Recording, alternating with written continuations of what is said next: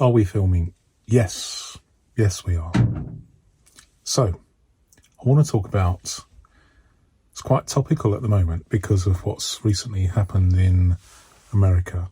I'm recording this in April 2024. The eclipse, the last eclipse we experienced in totality in the UK, happens in Cornwall on the 11th of August 1999. Now, I remember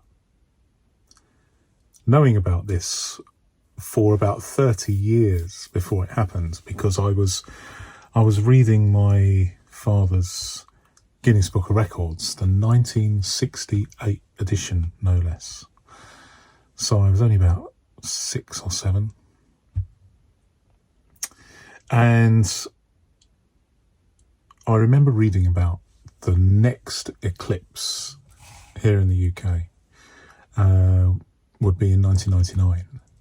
And it's the only one that was available to me in my lifetime. Maybe my grandchildren will get to see the next one.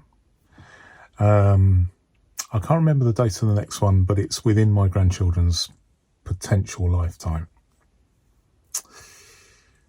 So I remember thinking at the time that I must remember this because I'll be the only person. I naively thought as a 5-year-old, 6-year-old, that I would be the only one to remember. And of course,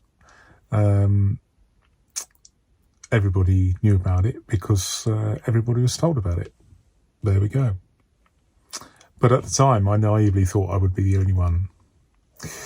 So we went down there, we drove down there, me, my partner and our children. And we went on spec. I'd booked a travel lodge on the way back, but the intention was to just camp on the beach. You only want to do it once, but that was our plan. We didn't actually camp on the beach. We had a fire on the beach, like hundreds of other people. It felt like hundreds of other people. That was surreal. Looking, so we parked by the beach on the almost like the seawall, and there were all these fires late into the night. But we did have a small fire, and it had to be small because the countryside, in terms of firewood, was picked clean. I'm not sure. I think I brought some firewood with me, actually, in anticipation that it would be difficult to get hold of it. I think. I can't remember now. It was a long time ago. But I remember in the morning, we got up and there were a lot of younger people on the beach, some not so young, wandering around with perhaps sore heads.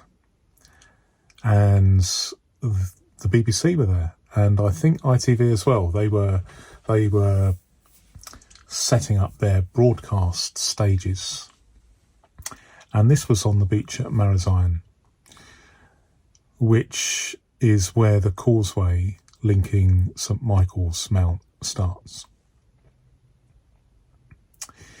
But we didn't watch the eclipse from the beach. We decided to go up on the hill behind the houses, quite high up, and there was a gig up there. There was a BBC Radio 1 roadshow going on, and I also remember it was being hosted by Simon Mayo, who was a Radio 1 DJ at the time, and they had a live band who were the Pet Shop Boys, who, as I record this in April 2024, are still on tour. I believe they're thinking that this next tour will be their last. So they've had a good innings. and they've done very well over the years. But we were there for the eclipse. Now, this is the thing. This is the thing that I'll always remember. I naively thought that I would be able to hear the birds going to sleep and then waking up a couple of minutes later in confusion. That's what you are told happens during eclipses. And I'm sure it did, but I couldn't hear it because the noise of the crowd was indescribable. I've never heard anything like it.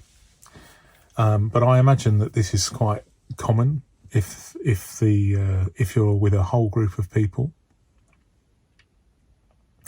Cries and shrieks and screams and cheers and lots of shouting, and it was a good experience. And I remember you could look inland for several miles, all the flash guns going off on cameras, quite incredible. I mean, hundreds and hundreds of flashes.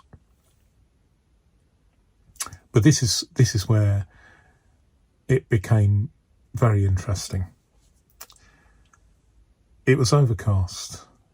We could see the eclipse on the screen because there was a plane with cameras flying overhead and beaming the signal down to the BBC, so that we could actually see the progress of the moon across the sun. But we couldn't actually see it by looking up. And what happened was, it only gets black once the moon is completely covering the sun. Prior to that, it only gets dark just a little bit. But it went dark. And it was very, very dark indeed. I have seen pictures of eclipses where there's so much sunlight coming through that it's not really dark, but this was black. This was absolutely black. If it weren't for the flash guns and a few torches, you wouldn't be able to see the people in front of you. It was that black. You could see in the distance, out into the sea, you could see a rim of light in the distance, in the very far distance. But where we were, it was black. And I remember later, Sir Patrick Moore, he said at the time that this was his 17th total eclipse he had ever been to. And it was the darkest eclipse he had ever experienced because of the clouds. The clouds really do obscure any light at all on your periphery. So I may only have seen one total eclipse in my life. I'm probably not going to go abroad and see another one. But I am assured by Sir Patrick Moore that what I saw was one of certainly the darkest one that he had ever experienced up till then. Quite amazing. Quite amazing. But I'll leave it there. The eclipse in Cornwall, 1999. Thanks for watching.